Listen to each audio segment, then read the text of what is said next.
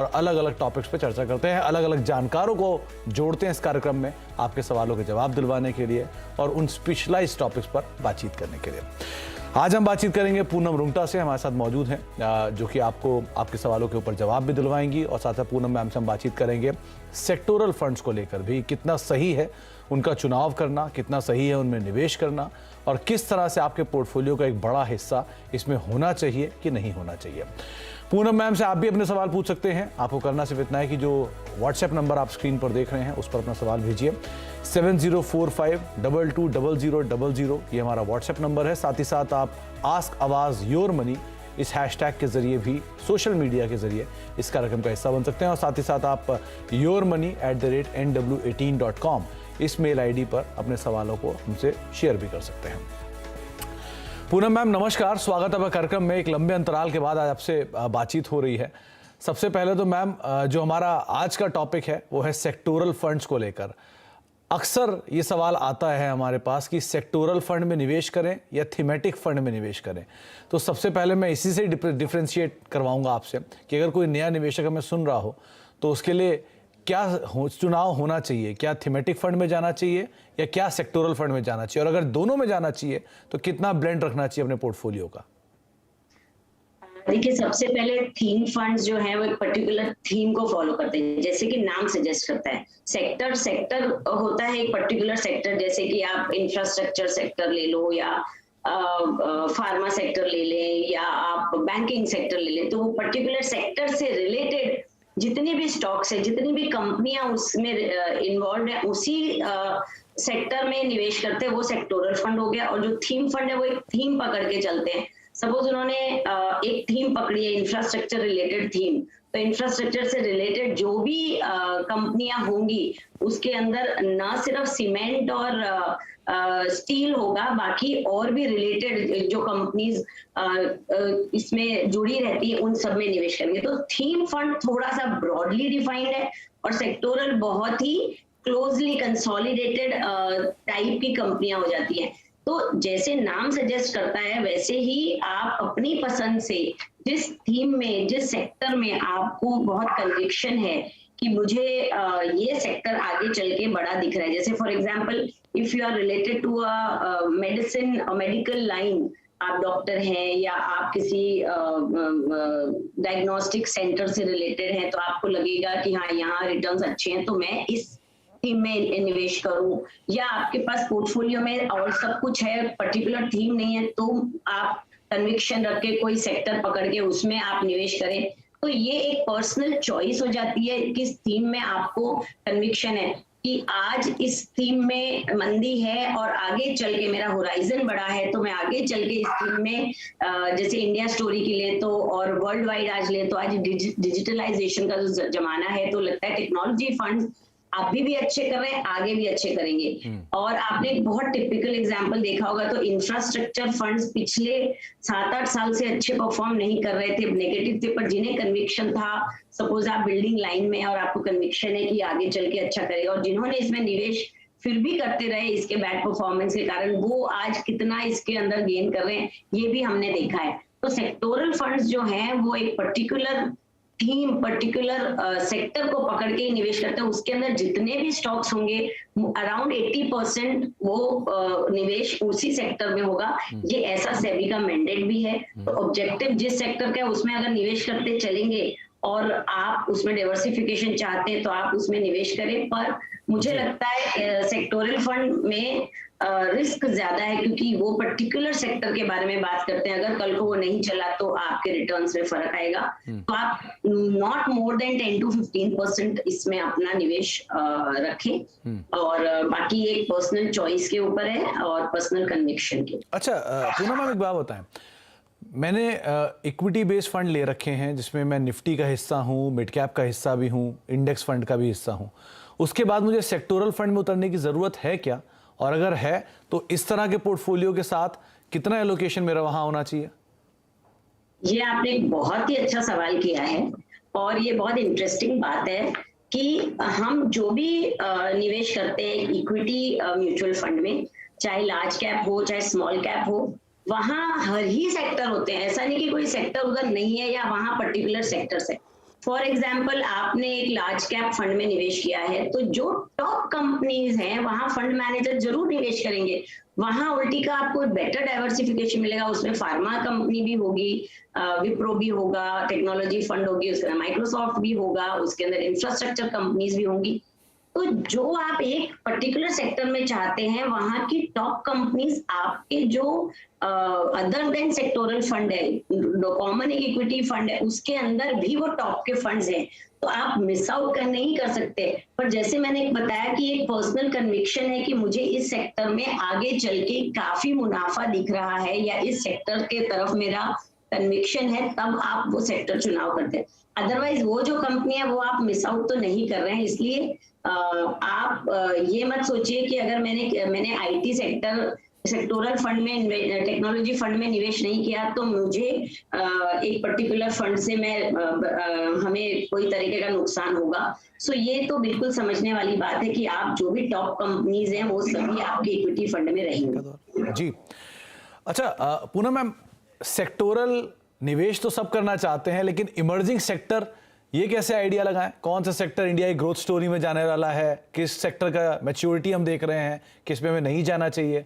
इसका चुनाव कैसे किया जाए? आप तो एक्सपर्ट हैं, आप ज्यादा बेटर बता पाएंगी।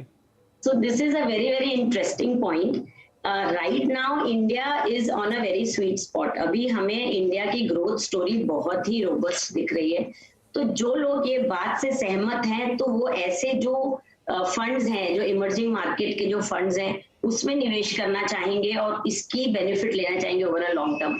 अब हम कौन सी कंपनी में निवेश करें ये तो हमारा पॉइंट ऑफ डिस्कशन है ही नहीं, क्योंकि जो फंड आपने चूज किया उसके फंड मैनेजर जो एक्सपर्ट है इसके अंदर और जो कंपनियों की बारीकी से रिसर्च करके निवेश करते हैं, वो अपने आप वो इमर्जिंग कंपनी, इमर्जिंग मार्केट्स में से, जिसे हम मिड कैप भी हो सकते हैं, स्मॉल कैप भी हो सकते हैं, वो सभी उसके अंदर निवेश में होंगे। तो इंडिया की ग्रोथ स्टोरी में जिन्हें बिलीफ है वो इस तरीके का सेक्टर का फंड उठाएगा। सो अल्टीमेटली कई बार ऐसा भी होता है कि फंड के नाम अलग अलग होते हैं, पर जब आप उसकी पोर्टफोलियो को बारीकी से देखेंगे तो सभी कहीं ना कहीं वो कंपनियों में हर फंड मैनेजर निवेश करते हैं। तो ये इंडिया की ग्रोथ स्टोरी में जो भी बिलीव करते हैं वो इंडियन इक्विटी मार्केट से जरूर अभी जुड़े हुए हों। बिल्कुल सही कहा आपने कि इंडिया की ग्रोथ स्टोरी को आप प्ले करना चाहते हैं तो इंडियन इक्विटी मार्केट्स को आप अवॉइड नहीं कर सकते, किसी भी फॉर्म में आप उसके अंदर रहें, लेकिन आपको रहना जरूर रहेगा। अच्छा, अब हमारे साथ बातचीत करने के लिए कुछ दर्शक हैं, उनके सवालों को शामिल कर लेते हैं। जॉनी हमारे साथ मौजूद हैं बातचीत करने के लिए। जॉनी साहब नमस्कार, सवाल पूछिए। हाँ सर, मेरा axis mid cap fund IDCW में इन्वेस्ट किया हुआ है 3.5 लाख। वो मुझे जानना था कि कंटिन्यू रखूं या फिर उसमें एग्जिट कर लेना चाहिए। ओके, और टाइम फ्रेम आपका 20 साल है, राइट? हाँ, टाइम पीरियड लॉन्ग टर्म के लिए ये। ओके। पूनम मैम, इनका सवाल 9,000 की SIP, करीब 3.5 लाख रुपए का एक मुश्त निवेश ये ऑलरेडी कर चुके हैं जिस फंड का इन्होंने नाम लिया एक्सिस में। आप क्या करना चाहिए इन्हें? क्या रणनीति में फेरबदल होना चाहिए इनकी? एक्सिस मिड कैप एक मिड कैप कैटेगरी का बहुत ही बेहतरीन फंड है with good returns, good portfolio. आप इसमें निवेशक रह सकते हैं और आपका जो होराइजन है वो 20 साल लंबा है, तो 20 साल के लिए definitely mid cap category, small cap category, ऐसे अग्रेसिव फंड्स बहुत अच्छे रहते हैं जो मे बी शॉर्ट टर्म में आपको इतना ज्यादा रिटर्न ना दिखाए, but over a long term इसमें काफी अच्छे रिटर्न्स बनते हैं। ऐसा हमने हिस्टोरिकली भी देखा है। तो आप एक्सिस मिड कैप में बने रहें। जहां तक आपकी और 2 SIPs है उनके बारे में मैं कहूँ तो दोनों 3 SIP इनकी हैं, एक HDFC मिड कैप अपॉर्चुनिटी और एक एक्सिस मिड कैप। तो अगेन मुझे ऐसा लगता है कि दोनों ही निवेश इनके मिड कैप में हैं, तो वो हमारा डाइवर्सिफिकेशन सही नहीं हो रहा है। सी द पॉइंट इज, जब आप SIP में निवेश करते हैं, एक तो आप अपना टाइम जो है वो एवरेजिंग करते हैं, एवरी मंथ आप निवेश करते हैं, और साथ ही साथ आपको सेक्टर्स भी एवरेजिंग करने चाहिए क्योंकि मार्केट की चाल जो है वो वोलेटाइल होती है। तो अगर आपके पास मिड कैप है तो साथ में लार्ज कैप रखिए। अगर आप जैसे आपने बताया लॉन्ग टर्म आपके पास समय है तो आप स्मॉल कैप कैटेगरी भी ले सकते हैं या एक मिली जुली फ्लेक्सी कैप टाइप का फंड ले सकते हैं जैसे क्वांट एक्टिव फंड। तो थोड़ा डाइवर्सिफिकेशन इन फंड कैटेगरी भी रखेंगे, साथ ही होराइजन लंबा है, तो I am sure long term में आपको बहुत अच्छे वेल्थ बनेंगे और जब आपका गोल करीब आए तब आपको जरूर रिव्यू करना चाहिए अपने पोर्टफोलियो को, otherwise you can continue with access mid cap. सही रास्ते पर हैं, बस समय समय पर अपनी सिचुएशंस को रिव्यू करते रहिएगा, वो ज़्यादा ज़रूरी है। बातचीत करते हैं प्रशांत साहब से, हमारे साथ मौजूद है बातचीत करने के लिए। प्रशांत जी नमस्कार, सवाल पूछिए। हेलो नमस्ते। नमस्कार प्रशांत जी। हाँ, मेरा एज 35 ईयर्स है। हेलो। हाँ हाँ सुन पा रहे हैं हम आपको प्रशांत जी, कंटिन्यू करिए। हाँ, मैंने HDFC balance advantage fund SIP चालू है 2000 की। Okay. SBI flexi cap fund चालू है 2000 की SIP। Okay. Axis long term equity 2000 SIP। Okay. Reliance small cap fund 5000 SIP। Reliance focus equity 5000 SIP। जी। SBI flexi cap 2000। ओके। हाँ, मुझे SIP बढ़ाने की है और 20,000 की SIP करनी है। ओके। तो नए फंड कौन से सजेस्ट करेंगे मेरे लिए? और इसका जो टाइम फ्रेम है वो क्या है प्रशांत जी, कितने समय के लिए आप करना चाह रहे हैं सब कुछ? 20 साल के लिए। 20 साल के लिए। पूनम मैम, ऑलरेडी इनकी SIPs चल रही हैं, करीब 5 SIPs इन्होंने बोली और अलग अलग पूंजी की SIP कर रहे हैं।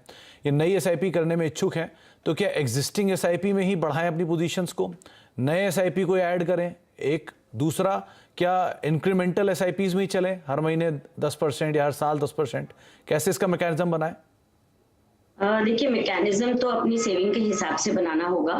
20,000 ये फिलहाल बढ़ाना चाहते हैं, ऑलरेडी ऑनगोइंग इनकी 16,000 की SIP है। तो सबसे पहले तो मुझे लगता है कि इन्हें सारी SIPs को यूनिफॉर्म अमाउंट में कर लेंगे तो भी काफी सारा अमाउंट इसमें इनका एंगेज हो जाएगा।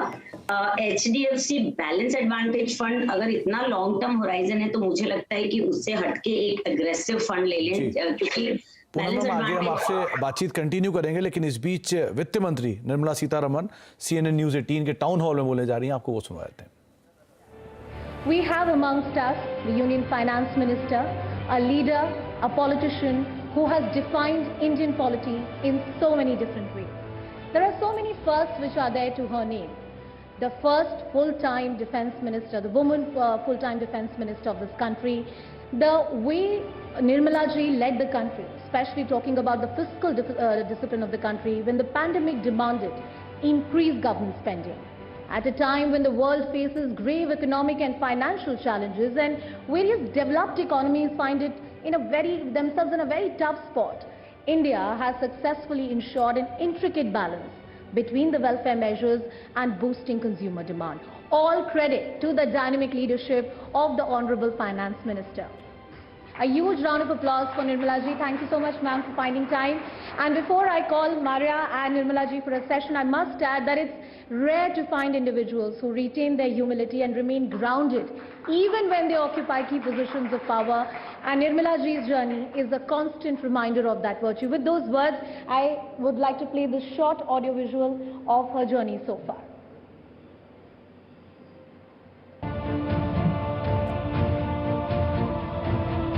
An epitome of grit, a compelling example of determination, an outstanding karyakarta, and above all, a shining example of what women can achieve in this country.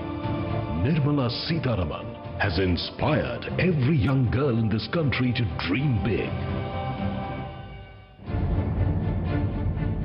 Born in Tamil Nadu's temple town Madurai, the seeds of Nirmala Sitharaman's extraordinary career were sowed in Tiruchirappalli, where she completed her graduation and spent most of her formative years. Young Nirmala had already set her sights on the national capital as she headed to the Jawaharlal Nehru University to pursue her masters in economics. After submitting her doctoral thesis on Indo-European textile trade, she moved to the UK, where she worked for a brief while with a corporate firm. After that brief stint, Miss Sitharaman returned to India to answer her true calling. Her plunge into public life began when she set up a school for underprivileged children, and from thereafter, she never looked back. From 2003 till 2005, she served as a member of the National Commission for Women and in 2008, she was invited to become a member of the BJP's national executive. And in 2010, she was appointed as the national spokesperson of the BJP.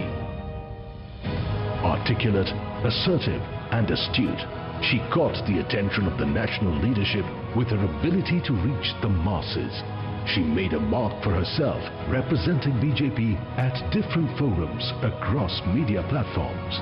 I, Nirmala Sitharaman. In 2014, when the Modi wave gripped the country, Miss Sitharaman got her opportunity to serve the nation as she became part of the Modi cabinet as Minister for Commerce and Industry.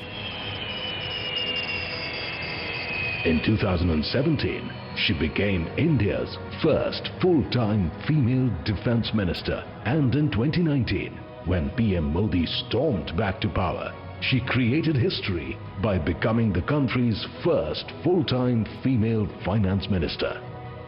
When the world was jolted with a once-in-a-century pandemic, Miss Sitharaman played a stellar role in navigating the nation through troubled times, keeping the mantras of Atmanirbharta and Sabka Vikas in mind. She ensured that India not only came out of the troubling two-year phase, but is now emerging as one of the fastest growing economies in the world. A fierce politician, an unfailing party worker, and an unparalleled finance minister, Miss Nirmala Sitharaman, we welcome you to CNN News 18's Town Hall. I now invite our political editor Maria Shakil and the Honourable Minister on the stage for this session. Maria will moderate this session. Ma'am, please.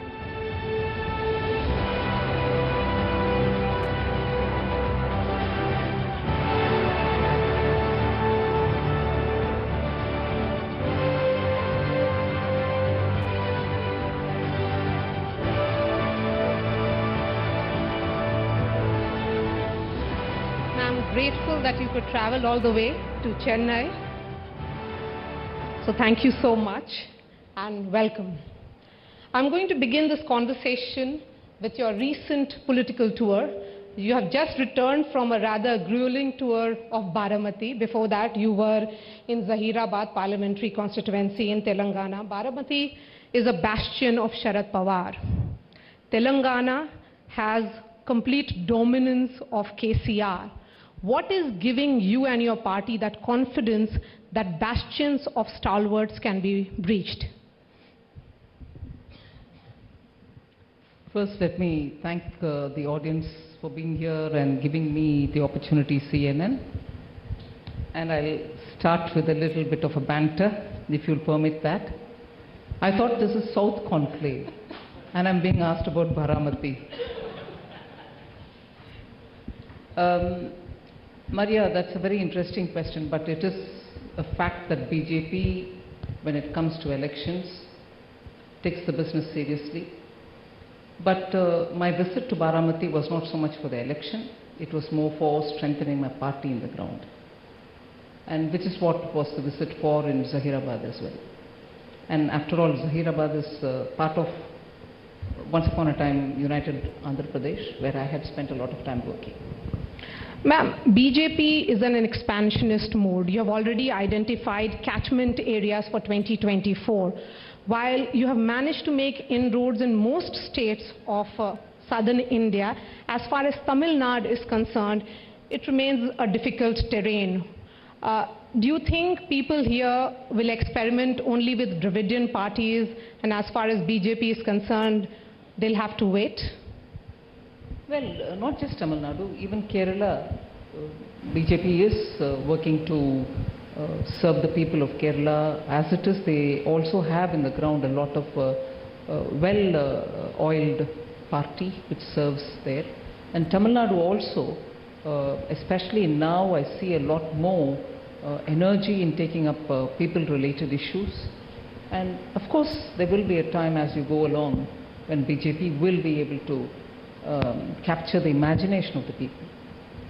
Southern states often argue, and they are arguing that perhaps more now, that they are being taxed more for their prosperity. That in the last few years, in the India story they have contributed most, and that they have outperformed other states, particularly in northern India, on multiple parameters, be it economic opportunities, health, education. As the finance minister and someone who comes from this part, what are your thoughts? Well, development happens faster in some states which have had a history of that kind of access to education, access to policy driven towards industrialization, and also where people are already exposed to a lot more, multiplicity, cosmopolitanism, and also English education. That way Tamil Nadu has had the advantage because of being partly very actively under the British rule through the presidency, having had a lot of exposure to English education.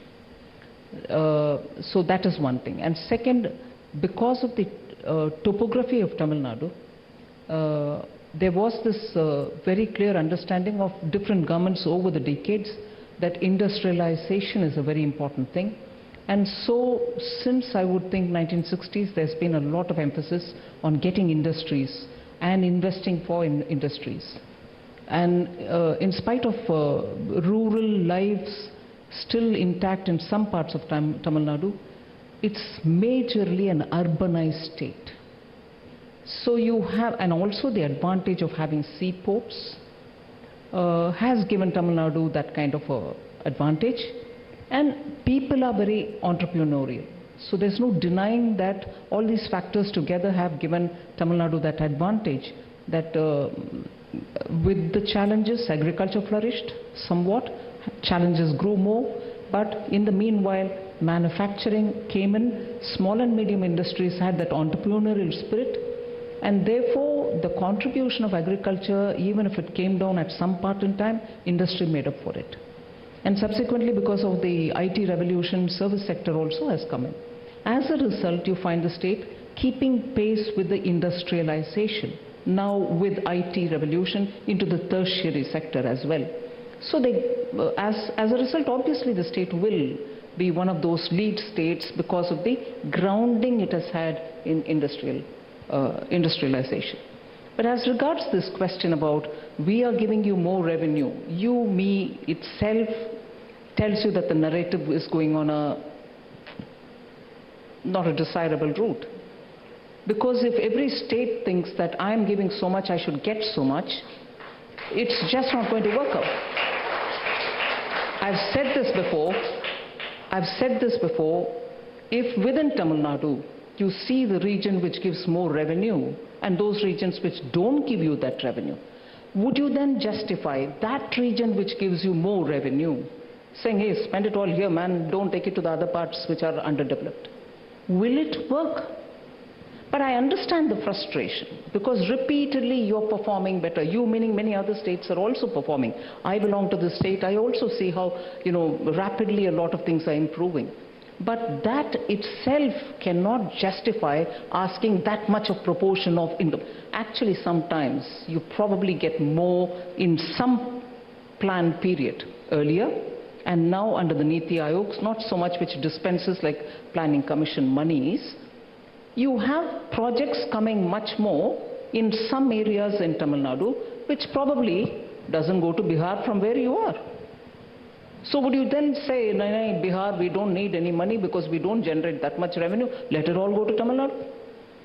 Will a country prosper if we constantly draw this kind of artificial line? Then in Tamil Nadu, if I understand it right, only Coimbatore should get it. The rest of the areas cannot get anything. That's a very convoluted argument to say, I am giving so much, you give me this much. It's no transactional relationship.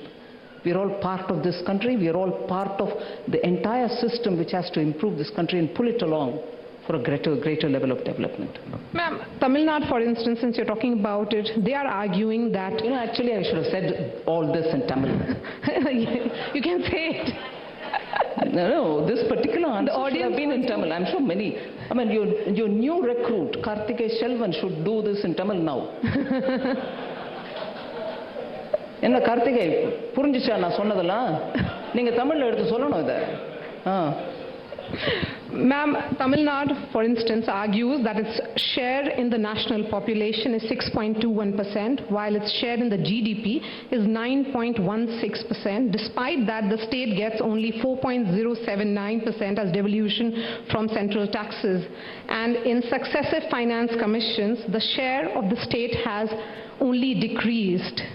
The argument is that how will they fulfill their social responsibilities if the GST that they are dependent on, which is essentially the central funds, gets limited? See, this narrative has been on for now at least 3 finance commission terms. And the state has repeatedly reminded, and many states in the south, Kerala onwards, have this as a very valid question to ask. Are we being punished for a very effective population, not a control, but population coming down, and probably the reproductive rate is now almost going to be negative. So are we being punished in the sense that you don't have enough number of people, so we will give you only that much, whereas states which have greater population, density of population higher, get more? This has been in 3 finance commission discussed. And if I know right, from the previous one, Y.V. Reddy Commission onwards, and this one, N.K. Singh Commission, there have been corrections made to it, in the sense some kind of a making up for it, which may or may not be adequate. But the fact that the Finance Commission took the route of trying to amend it or to make up for it in some level, itself proves that there is a recognition of the problem. And because there is a recognition, there are ways in which they are trying to make up for it. The issue is live, the issue is constant, the issue is remaining even now. What would be adequate is very difficult to determine, I would think. Because if you just look at population per se and say, give a deflator for those, or give a, offset for those who are densely populated as opposed to Tamil Nadu or as opposed to Kerala, these formulations can be contentious.